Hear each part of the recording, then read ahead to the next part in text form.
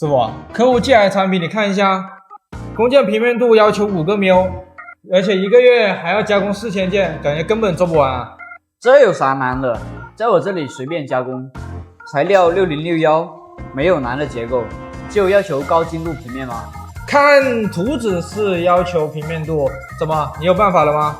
我已经想到办法了，你先回去吧，等样品做出来我拿过去给你。OK， 没问题。A few moments later， 当有高精度工件加工的时候，有一款高精度虎钳至关重要。比如这台贴面对星虎钳，工件重复定位精度在5个喵以内，配合液压多工位虎钳进行批量加工，一次加工4个一工序，同时装夹6个工件，减少重复装夹时间，增加机床利用率。现在来看实操机床精度测试。